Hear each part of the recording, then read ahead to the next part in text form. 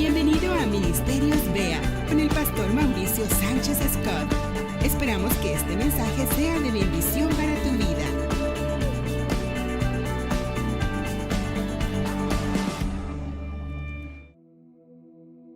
Y la Iglesia de Cristo levanta el nombre de nuestro Señor. A Él toda gloria, toda honra, toda majestad y todo imperio. Y bueno, vamos a la palabra de este domingo.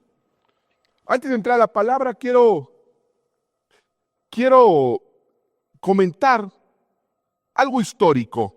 Y es que en el siglo XVI, los portugueses bordearon ya la costa septentrional de Australia, ya sabiendo, conociendo, con una idea que se estaban enfrentando a un nuevo y vasto territorio por descubrir. Pero fueron los irlandeses quienes se darían a la tarea de explorarlo a profundidad. Y en el año de 1623, el explorador Jack Carsten se encontró por primera vez con un aborigen australiano. Era la primera vez que estas dos civilizaciones se encontraban, un europeo con un aborigen australiano. La descripción de este encuentro, de la impresión de Carstens, quedó escrita para la posteridad. Él dijo: son hombres salvajes, altos, de piel oscura, de pelo enmarañado, de cabello enmarañado, no poseen y no trabajan el metal. Sus escudos y lanzas son de madera, las cuales manejan con mucha habilidad. Destaca un artilugio con la extraña capacidad de volver con tanta fuerza que puede aturdir e incluso matar a su objetivo. El nombre de este artilugio es Wooreen, el cual nosotros, por supuesto, no te habrás tardado ya en deducir que estamos hablando del boomerang. Este artilugio, como le llamó Carstens, que ha fascinado a la humanidad durante siglos. Un dato curioso es que en el hallazgo de la tumba del faraón Tutankamón se encontró un boomerang. También es asombroso que aún en gravedad cero se descubrió que el boomerang vuelve al punto de origen, porque no solamente trabaja la aerodinámica, sino también microcampos gravitatorios que se crean. ¿Y qué estoy yo haciendo hablando de eso? Usted estará pensando: ¿y eso qué tiene que ver, pastor? Yo me conecto a la iglesia para recibir una palabra inspirada en la Escritura, no para saber de dónde salió el boomerang o de historia. ¿Qué hago yo hablando del boomerang? Bueno, la razón es que quiero usar las propiedades del boomerang para ilustrarte de una manera más fácil una ley espiritual. Una poderosa ley espiritual que, como toda ley, puede ser usada a tu favor o en contra. Pongamos un ejemplo con la ley civil. Los semáforos se crearon con el propósito de evitar accidentes en las encrucijadas, en los cruces. La ley marca que al ver la luz roja te tienes que detener. Si tú conoces esa ley y la obedeces, estarás seguro. Pero si no la conoces o la desobedeces, con o sin conocimiento de causa, lo más probable es que termines involucrado en un accidente. Otro ejemplo que te puedo dar es con las leyes naturales. El hombre durante siglos, durante milenios, tuvo el sueño de volar. Y creó muchos aparatos, lo intentó en innumerables ocasiones, pero hasta que entendió las leyes, la ley de la gravitación universal, las leyes de la aerodinámica y muchos otros principios, fue cuando lograron lo imposible. A mí me sigue asombrando: elevar un jet, un jumbo, con 30, 40 o más pasajeros. Y eso fue hace poco más apenas de un siglo ¿Por qué? Porque entendieron las leyes y las usaron a su favor. Bueno, la ley boomerang establece que todo lo que se lanza vuelve a su punto de origen. Todo lo que se lanza vuelve a su punto de origen. Y te quiero mostrar esta ley que yo le he llamado la ley boomerang. Por supuesto, la Biblia no le llama así. Te lo quiero mostrar en la Biblia. Acompáñame a Lucas capítulo 6, versos 37 y 38. No juzguéis y no seréis juzgados. No condenéis y no seréis condenados. Perdonad y seréis perdonados. Dad y se os dará. Medida buena, apretada, remecida y rebosando darán en vuestro regazo. Porque con la misma medida con que medís, os volverán a medir. Ahí está la ley boomerang. Tú lanzas juicio, vas a recibir juicio. Tú lanzas condenación, eso es lo que se te va a devolver. Tú perdonas, serás perdonado. Tú das, se te dará. Porque con la misma vara con que tú midas, dice la Escritura, se te volverá a medir. ¿Te das cuenta? Se volverá a medir, regresará a ti exactamente esa misma medida. Y esta ley, la ley del boomerang, está en toda la Escritura. Nada más que quizá no la habías visto así. Todos conocemos la vida de Jacob. Jacob nació con un hermano gemelo, Esaú. De hecho, Esaú era el mayor. Jacob era el menor por unos segundos porque salió sujetando del tobillo a su hermano mayor. Y estos niños crecieron. Esaú era cazador y un día llega de cazar con mucha hambre y Jacob había preparado un plato de lentejas muy sabroso y Esaú le dice, compárteme, eso huele delicioso. Además dicen que era la receta de la abuela. Y Jacob, tramposo, ventajoso, le dice, sí te doy. Sabía que su hermano traía hambre, pero dame tus derechos de primogenitura, como si tal cosa se pudiera. Pero Esaú lo tuvo a poco y dijo, está bien, yo te doy, ándale, te nombramos primogénito, pero dame un plato de sopa. Y ahí Esaú lanzó un boomerang. Pero lanzó un boomerang al engañar a su hermano. Conocemos esta historia. Quiero que hagamos un salto adelante en el tiempo y vayamos a Génesis 27. A Génesis capítulo 27, versículo 1. Estos jovencitos ya han llegado a la adultez. Su padre Isaac es ya un hombre viejo. Y dice la Escritura, Génesis 27, del verso 1 en adelante. Isaac había llegado a viejo y se había quedado ciego. Un día llamó a Esaú, su hijo mayor y su favorito. Hijo mío, le dijo. Aquí estoy, le contestó Esaú. Como te darás cuenta, ya estoy muy viejo y en cualquier momento puedo morirme. Toma pues tus armas, tu arco y tus flechas y ve al campo a cazarme algún animal. Prepárame luego un buen guiso, como a mí me gusta, y tráemelo para que me lo coma. Entonces te bendeciré antes de que muera. Como Rebeca, la esposa, la madre de Esaú y de Jacob, había estado escuchando mientras Isaac le hablaba a su hijo Esaú, en cuanto éste se fue al campo a cazar un animal para su padre, ella le dijo a su hijo Jacob, según acabo de escuchar, tu padre le ha pedido a tu hermano Esaú que case un animal y se lo traiga para hacerle un guiso como a él le gusta. También le ha prometido que antes de morir se lo va a bendecir, poniendo al Señor como testigo. Estamos hablando de la bendición que Abraham le pasó a Isaac, e Isaac está por transmitirla, la bendición patriarcal, con Dios como testigo. Ahora bien, hijo mío, escúchame bien y haz lo que te mando. Ve al rebaño y tráeme de ahí 2 de los mejores cabritos, para que yo le prepare a tu padre un guiso como a él le gusta. Tú se lo llevarás para que se lo coma, y así él te dará su bendición antes de morirse. Claramente la madre tenía una preferencia tremenda por Jacob sobre el primogénito. Pero Jacob le dijo a su madre, hay un problema, mi hermano Esaú es muy velludo y yo soy muy lampiño. Si mi padre me toca, se dará cuenta de que quiero engañarlo y esto hará que me maldiga en vez de bendecirme. Esaú, dice la Escritura, era un hombre muy, muy velludo.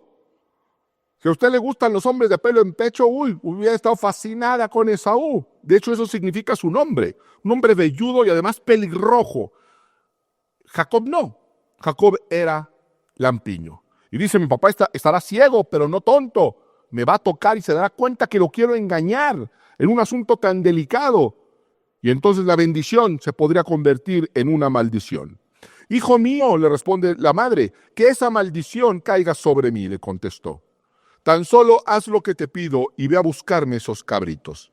Jacob fue a buscar los cabritos, se los llevó a su madre y ella preparó el guiso tal como le gustaba a su padre. Luego sacó la mejor ropa de su hijo mayor Esaú, la cual tenía en casa, y con ella vistió a su hijo menor Jacob. Con la piel de los cabritos le cubrió los brazos y la parte lampiña del cuello y le entregó a Jacob el guiso y el pan que había preparado. En pocas palabras, lo disfrazó de su hermano mayor. Usó el cabello del cabrito para simular el cabello de Esaú y le puso la ropa del hermano mayor y lo manda con el platillo. Jacob se presentó ante su padre y le dijo, padre, dime, hijo mío, ¿quién eres tú?, preguntó Isaac. Soy Esaú, tu primogénito, le contestó Jacob. Ya hice todo lo que me pediste, ven por favor y siéntate a comer de lo que he cazado. Así podrás darme tu bendición. Pero Isaac le preguntó a su hijo, ¿cómo fue que lo encontraste tan pronto, hijo mío? Él no podía ver, pero evidentemente la voz le sonó un poco extraña por muy buen imitador que pudiera ser Jacob. Y le dice, bueno, ¿pero cómo encontraste tan rápido a los cabritos? Dice, el Señor tu Dios me ayudó, respondió Jacob. Isaac le dijo, acércate, hijo mío, para que pueda tocarte y saber si de veras eres o no mi hijo Esaú. Dice, no puedo ver, pero te puedo sentir, así que acércate. Él sospechaba. Isaac sospechó. Jacob se acercó a su padre, quien al tocarlo dijo, la voz es la de Jacob, pero las manos son las de Esaú. Así que no lo reconoció, porque sus manos eran velludas como las de Esaú. Aquí se desprende otra enseñanza espectacular para otro momento. Algo le suena extraño a Isaac. La voz no correspondía del todo con la de Esaú. Le dice, ven, déjame tocarte. Y cuando lo toca y siente el pelo de Esaú, dice, qué raro, la voz es la... pero las manos son las de Esaú, y no lo reconoció. Yo me pregunto, bueno, pero ¿por qué no dijo, qué raro, las manos son las de Esaú, pero la voz es la... Luego entonces... No. ¿Saben por qué? Porque por alguna extraña razón tiene más influencia en nosotros lo que sentimos que lo que escuchamos. Preferimos hacerle caso a lo que sentimos que a lo que escuchamos. Esto tiene una gran aplicación espiritual. ¿Qué nos dice Dios? ¿Qué nos dice la palabra de Dios acerca del pecado? ¿Qué no hacer? Pero nosotros, ¿qué? Lo sentimos, se siente rico, se siente bonito, ha de ser bueno. ¿No es cierto? Aquí hay una gran enseñanza, pero es para otro momento. Continúo. Ya se disponía a bendecirlo cuando volvió a preguntarle, o sea, de verdad tenía la duda. ¿En serio eres mi hijo Esaú? Claro que sí, respondió Jacob. Entonces su padre le dijo, tráeme lo que has cazado para que lo coma y te daré mi bendición. Jacob le sirvió y su padre comió. También le llevó vino y su padre lo bebió. Luego le dijo su padre, acércate ahora, hijo mío, y dame un beso. Jacob se acercó y lo besó. Cuando Isaac olió su ropa, nuevamente lo que siente, los sentidos, lo bendijo con estas palabras. El olor de mi hijo es como el de un campo bendecido por el Señor. Que Dios te conceda el rocío del cielo, que de la riqueza de la tierra te dé trigo y vino en abundancia. Que te sirvan los pueblos, que ante ti se inclinen las naciones. Que seas Señor de tus hermanos, que ante ti se inclinen los hijos de tu madre. Maldito sea el que te maldiga, y bendito el que te bendiga. No bien había terminado Isaac de bendecir a Jacob y éste de salir de la presencia de su padre, cuando Esaú volvió de cazar. También él preparó un guiso, se lo llevó a su padre y le dijo: levántate, padre mío, y come de lo que ha cazado tu hijo. Luego podrás darme tu bendición. Pero Isaac lo interrumpió: ¿quién eres tú? Soy Esaú, tu hijo primogénito. Respondió. Isaac comenzó a temblar y muy sobresaltado dijo: ¿quién fue el que ya me trajo lo que había cazado? Poco antes de que llegara yo me lo comí todo, le di mi bendición y bendecido quedará. Al escuchar Esaú las palabras de su padre, lanzó un grito aterrador y lleno de amargura. Le dijo: Padre mío, te ruego que también a mí me bendigas. Pero Isaac le respondió: tu hermano vino y me engañó y se llevó la bendición que a ti te correspondía. Esa bendición ya había salido.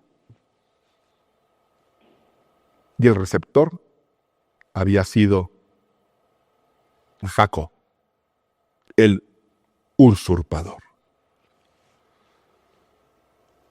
Esaú podría parecer la víctima inocente en esta historia. Y lo es, pero no lo es del todo.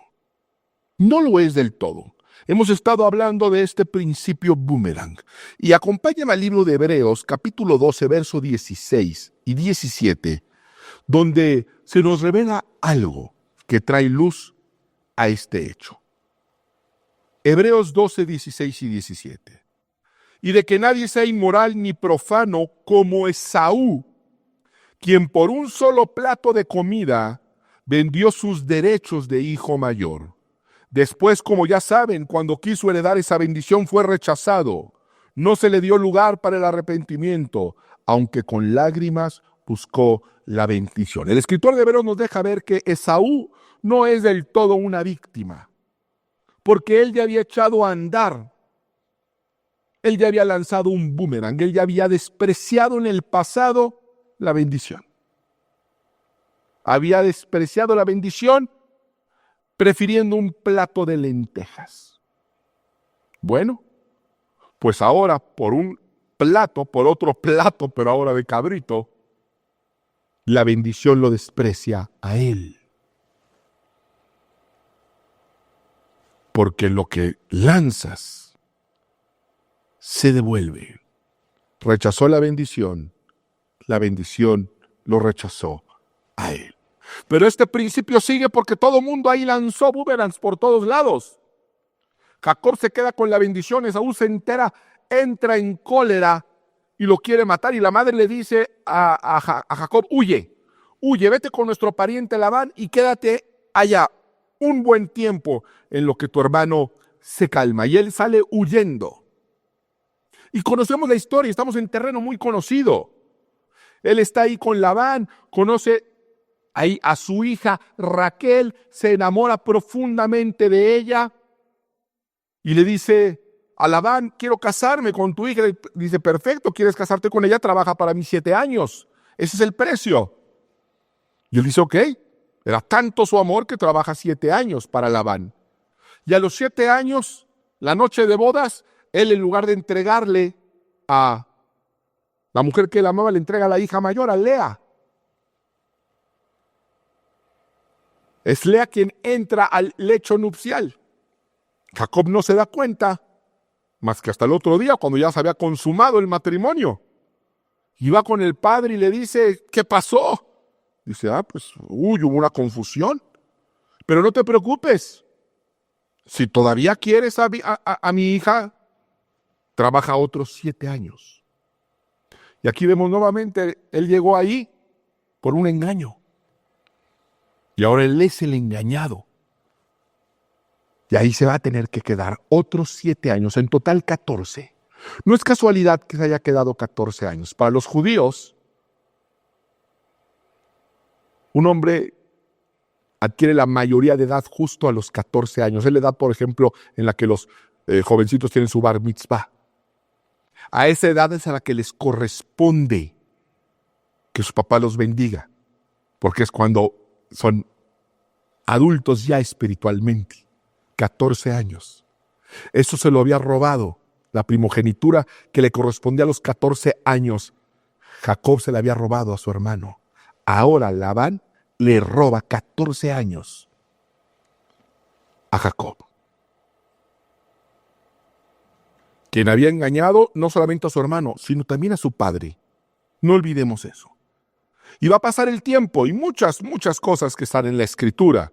Pero quiero que vayamos ahora al tiempo en el que este hombre Jacob ya no es un hombre joven, ahora es un hombre viejo. Ha procreado una gran familia de 12 hijos, cada uno de ellos se convertirá en una tribu de Israel, lo que conocemos ahora como las 12 tribus de Israel. Y uno de esos hijos es José, su consentido. Sus hermanos le tienen envidia, así que planean deshacerse de él. Lo meten en una cisterna para matarlo, no encuentran bien a bien cómo hacerlo, pasan unos traficantes de esclavos y ellos lo venden. Y José se va a Egipto. Otro boomerang para otra historia. La cuestión es que Rubén, el mayor, va a la cisterna y se da cuenta que José ya se ha ido. Y ya no lo van a poder recuperar. Y ahora tienen que ir con la historia, con la supuesta historia de qué pasó con José a su padre Jacob. Así que urden un engaño. Y está registrado en Génesis capítulo 37, verso 31 al 35. Enseguida los hermanos tomaron la túnica especial de José, degollaron un cabrito, esta túnica que el padre le había regalado, ¿se acuerdan? Una túnica muy vistosa, llena de colores. Tomaron esa túnica, degollaron un cabrito y con la sangre empaparon la túnica. Luego la mandaron a su padre con el siguiente mensaje: encontramos esto, fíjate bien si es o no la túnica de tu hijo. En cuanto Jacob la reconoció, exclamó: sí, es la túnica de mi hijo. Seguro que un animal salvaje se lo devoró y lo hizo pedazos. Y Jacob se rasgó las vestiduras y se vistió de luto, y por mucho tiempo hizo duelo por su hijo. Todos sus hijos y sus hijas intentaban calmarlo, pero él no se dejaba consolar, sino que decía: no, guardaré luto hasta que descienda al sepulcro para reunirme con mi hijo. Así Jacob siguió llorando la muerte de José. Este hombre que hoy está en duelo, este hombre que hoy tiene las vestiduras y el corazón hecho pedazos por un engaño. ¿Recuerdan cómo él engañó a su padre? ¿Recuerdan con qué lo engañó? Él engañó a su padre con una piel de cabrito. Décadas después, sus hijos lo van a engañar a él. Hijos engañando a su padre con una piel de cabrito. Exactamente de la misma manera como él engañó a su padre, sus hijos lo están engañando a él. Este es el terrible efecto de la ley boomerang. El boomerang siempre vuelve al punto de partida. Puede dar muchas vueltas, puede recorrer una gran distancia, pero siempre regresará. Puede pasar mucho tiempo, pero va a volver. Y cuando vuelva al punto de origen, puede ser que tú ya no estés, pero sí tu generación. David es otro ejemplo muy apropiado para ilustrar la ley boomerang.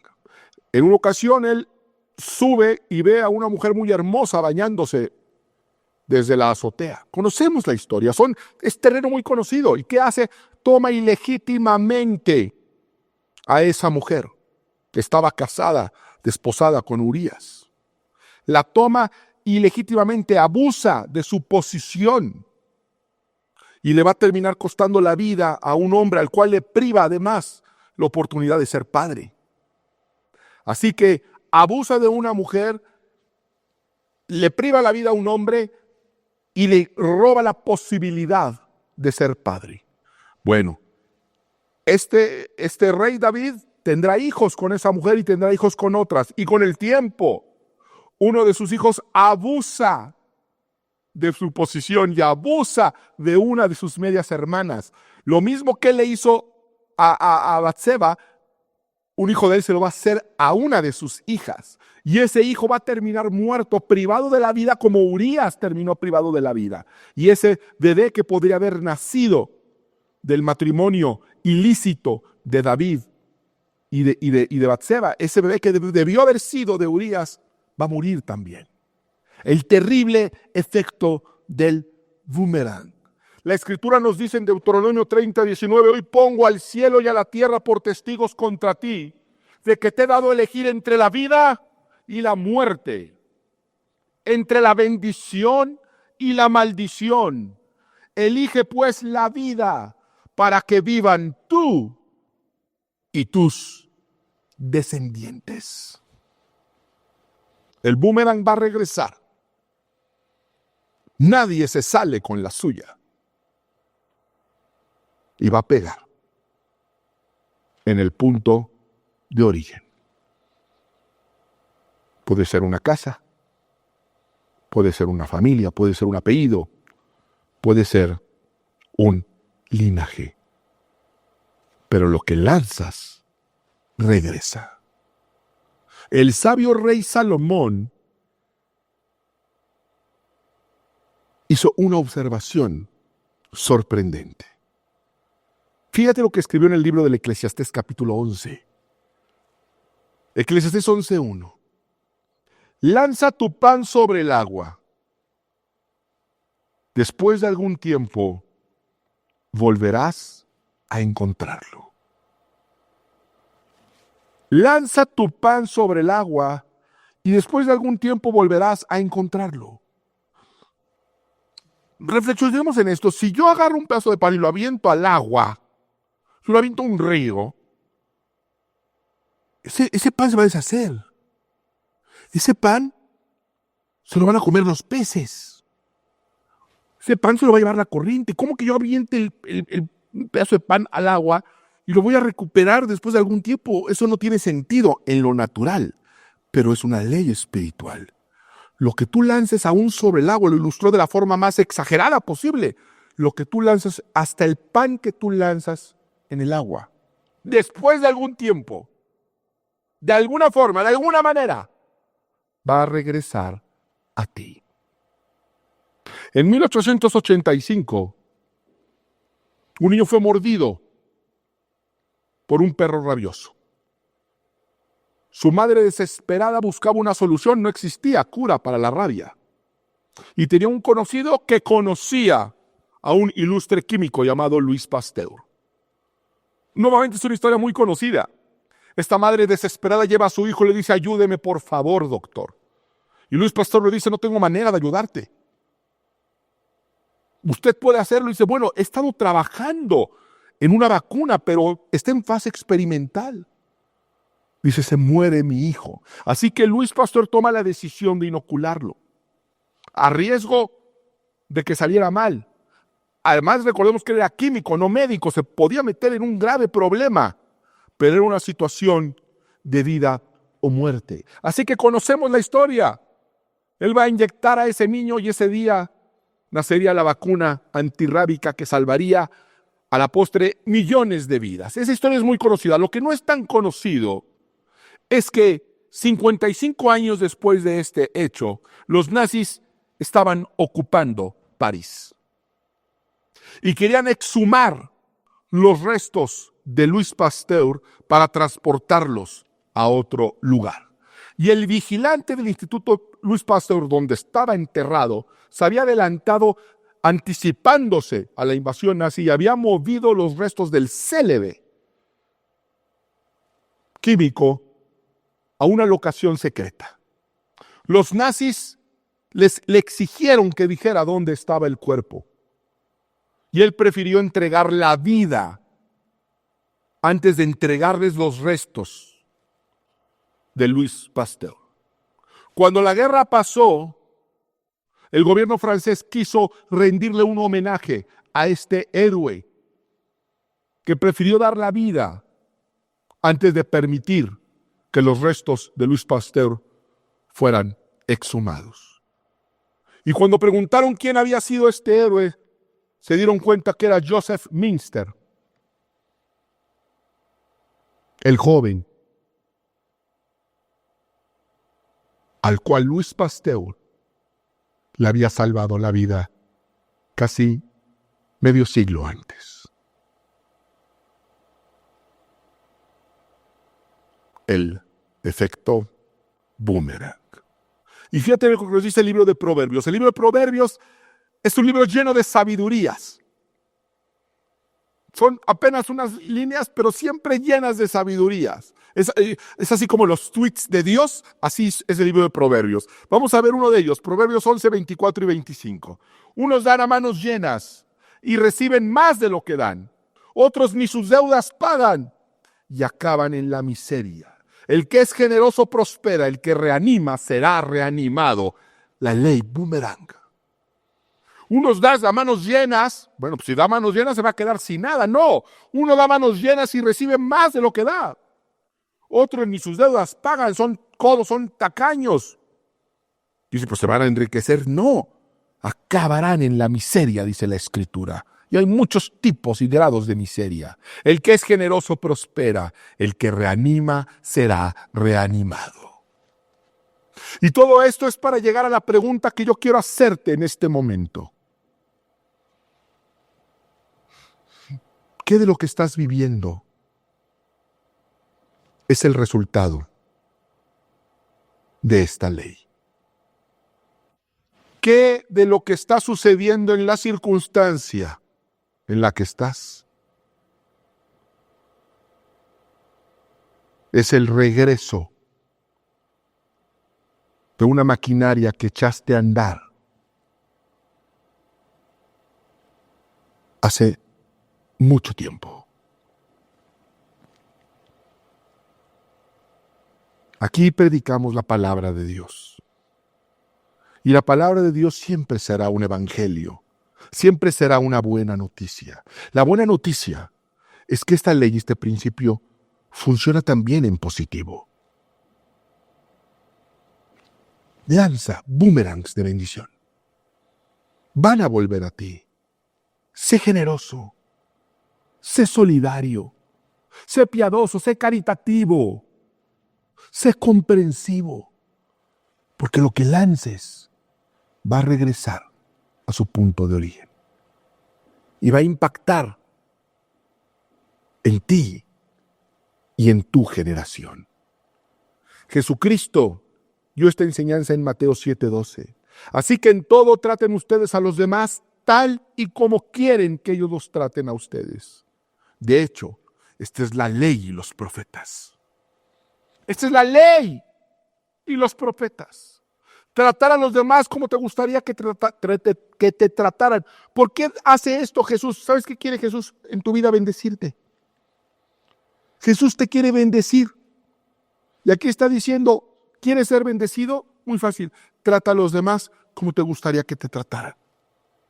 Porque si yo trato a los demás como me gustaría que me trataran, eso va a regresar a mí. Y eso es una estupenda noticia.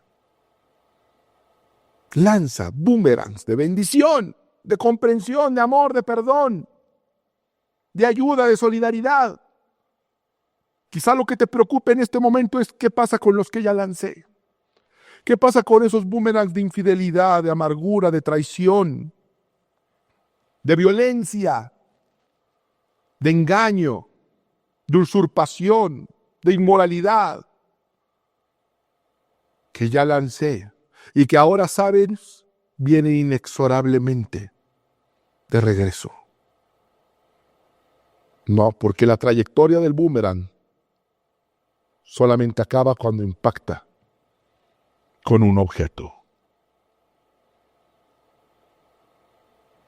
Eso es quizá lo que te está preocupando ahorita. Quizá dice, sí, pastor, voy a empezar a bendecir, yo entiendo ya este principio, pero yo no lo conocía. Y he hecho cosas malas, inaceptables, irreprobables. Y ahora usted me muestra en la Escritura que lo que siembro, cosecho. Que lo que he sembrado es lo que voy a cosechar. Y que todos esos boomerangs, incluso generacionales, vienen a mi encuentro.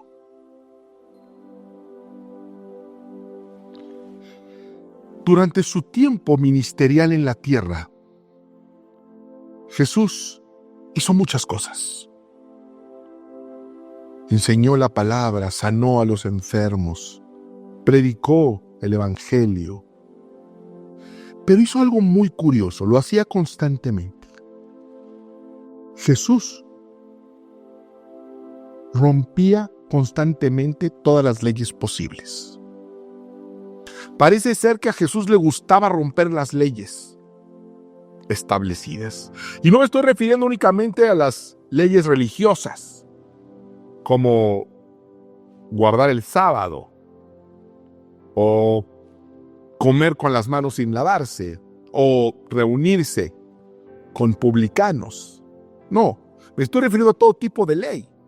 Me estoy refiriendo a leyes físicas, a las leyes naturales. Caminó sobre el agua, transformó la materia, levitó, atravesó paredes, calmó tormentas.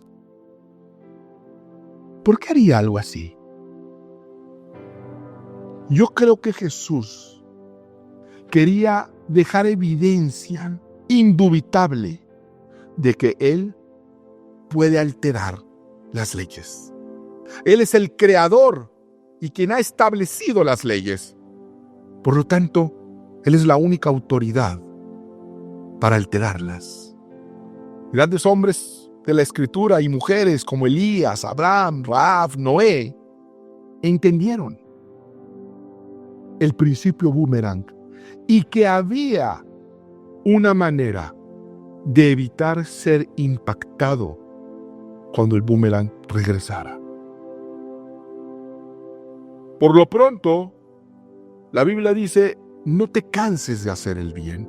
No te canses de hacer el bien porque a su tiempo cosecharás si no desmayamos, si no desmayas. Echa a andar boomerangs de bendición. ¿Qué vamos a hacer con los que vienen de vuelta? ¿Quieres saber cómo evitar ser impactado? Bueno, vas a tener que conectarte el próximo domingo porque ya se me acabó el tiempo. Pero hay una forma donde cuando ese boomerang regrese, impacte en alguien que ocupe tu lugar. Lo vamos a ver la próxima semana. Por lo pronto, no te canses de hacer el bien, porque a su tiempo cosecharemos si no nos damos por vencidos. Que Dios te bendiga. Ministerios Vea con el pastor Mauricio Sánchez Escort. Esperamos que este mensaje sea de bendición para tu vida. Para conocer más, visita nuestro sitio en internet www.iglesiavea.com. Gracias por escucharnos.